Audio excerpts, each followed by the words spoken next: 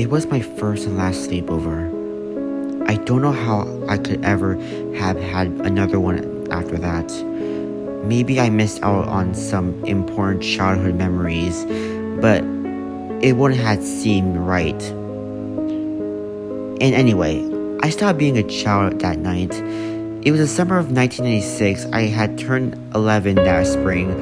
My best friend was a beautiful and smart little girl named Candy. We had met at school and become fast friends after discovering our share of love for the Backstreet Boys. How funny and simple it all seems now. Back then, I could often spend summer weekends at my grandparents' house in Wakefield. Wakefield is still a very quiet town, as much as I love my grandparents. There was precious little to do when I went to visit them. Their house, which a great-grandfather had built with his own two hands, sat on the outskirts of the town directly across from the swamp. If Wakefield proper was a boring place to a child my age, then being cooped up at their house was that on steroids. As the first weekend of summer approached, I saw an opportunity to seize it. Mom, I asked, can Candy come with me to Grandma and Grandpa's this weekend? To my complete surprise, my mother didn't say no right away. I thought a thoughtful look washed over her face as she dried and set aside the dish she had been washing. You know, she said, that's not a bad idea. As long as Candy's mom says it's okay, I don't see why not. I was overjoyed within minutes. I was on the phone with my best friend and the whole thing was settled. The weekend came and we were at last. My grandmother was all too happy to prepare a preteen girls securely for me and Candy right in front of the room of the house.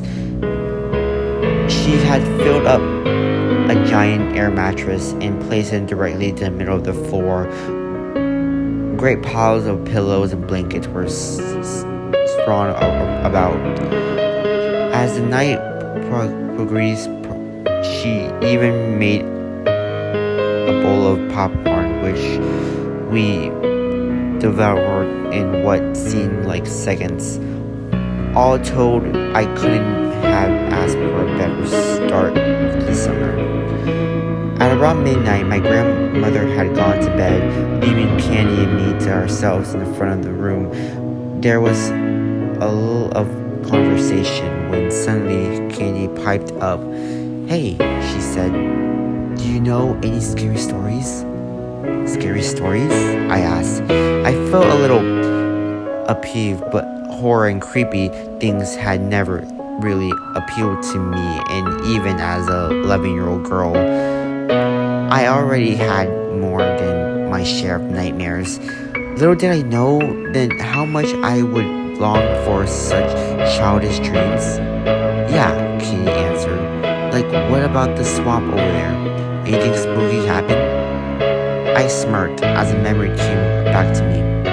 Well, I began. My mom says that when she was a little girl, my grandpa used to tell her that a monster named Mr. Bloody lived down in the swamp. Cool, Candy exclaimed. Go on. Well, that's kind of it, I said, suddenly worried about disappointing my friend. I guess he would just tell her that Mr. Bloody lived in the swamp and that he'll come to get her if she went down there without permission. Candy rolled her eyes. Boring, she said in a sing-songy way. Sorry, I said. I guess I just don't know any scary stories. The conversation died once again, and I felt terrible for not knowing any scary stories that would escalate my friend. Suddenly, a flash of light outside the window caught my eye. I perked up and struck with an idea. "Come here," I said, rising from my spot and heading for the door. "I want to show you something." "What?" Candy asked, as she began to follow. I led Candy in front of the door and onto the porch. "Now look straight ahead." "At the swamp?" Candy asked. "Yes," I said. She became very excited. "Is Mr. Bloody going to pop out?" I laughed. "No, just watch." She did so, and right before our eyes, tiny points of illumination began dancing among the leaves of the trees and bushes surrounding the swamp. Candy gasped, "Fireflies!" "Yeah," I said. "We get them every summer." "This is cool," she exclaimed. "I never seen a real..." She stopped. Suddenly, I watched her jaw drop and her eye grew wide. I followed her gaze over the fireflies, where I was met with the most remarkable thing I had ever seen. The flies began concentrated themselves into some kind of formation. It was very grandful at first, but before long, an defied shape of a futureless person began to appear. As impressive as the sight was, it filled with me with a kind of dread I never known before that moment. "Is that what they do?" Candy asked. "No," I said. "I never seen this before." "It's so cool," she said. "Are you doing this?" "No, I insist. How could I be doing this?" A figure stood before us now, made entirely of tiny points of light. It had no exclamation to read, but held its hand outstretched, as if wasting its something. Candy began to move forward towards it. I grabbed her arm. "What are you doing?" I asked. "I'm going to enter games," she said. "Aren't you scared?" "No, are you?" "No," I said. It was a complete lie that we both knew it. I just...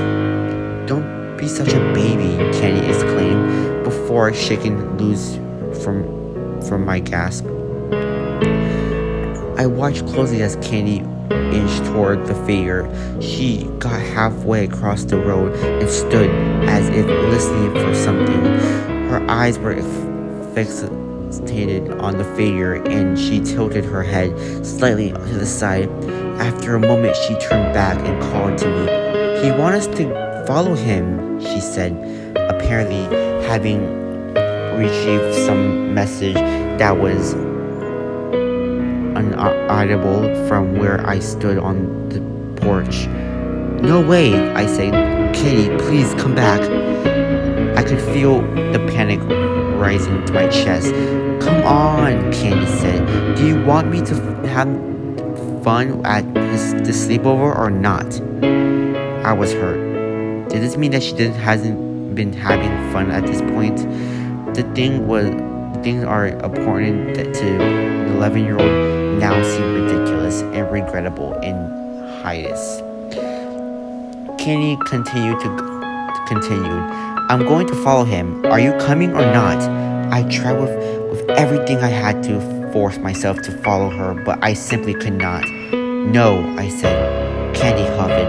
"Fine, but you'll be missing out." She must have seen the fear in my eyes, because her exclamation softened. She added in wrestling tone, "I'll be back soon." This seemed to be what the figure was waiting to hear. It backed up slowly and gracefully, and Candy followed, leaving me alone in the dark. Not even the fireflies remained. Anxiety rocked my body, inside and out. I wanted to scream. I wanted to run and get my grandmother, but the fear of ruining Candy's fun and possibly losing a friend kept me paralyzed. Now, of course, the choice of what to be clear, it should have been then. I tried not to beat myself up for being young and stupid.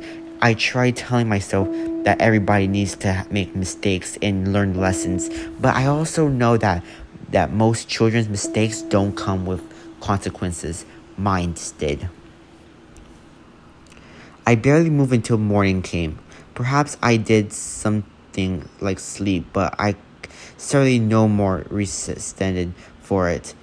I remember finding myself huddled in a corner on the front porch as the sunlight gradually woke the world around me. Kenny hadn't returned. Somehow the daylight snapped me out of my childish fears and helped me see the terrible clarity, the seriousness of the situation. I ran to my grandparents' bedroom and woke them up, exclaiming that Candy had gone missing. During the night, I told them she might have gone down to the swamp, but left out description of whatever it was we had been. I was so afraid that they wouldn't believe me. After Kisori searched by the three of us turned up nothing, Candy's mother was called. By Monday afternoon, Candy's mother was hesitating and few policemen had joined our search. It wasn't until approximately 5 o'clock in the evening that Candy was found. She has been lying face down, tucked over a cleansing of corner of the swamp, hidden by low-hanging branches of a willow tree. It would have been like a simple case of a child slipping and falling into the swamp of drowning, except for the light burn marks covering most of her body. To this day, the suspect of Kenny's death remains officially unexplained. No one has ever asked for what I know, and I never told.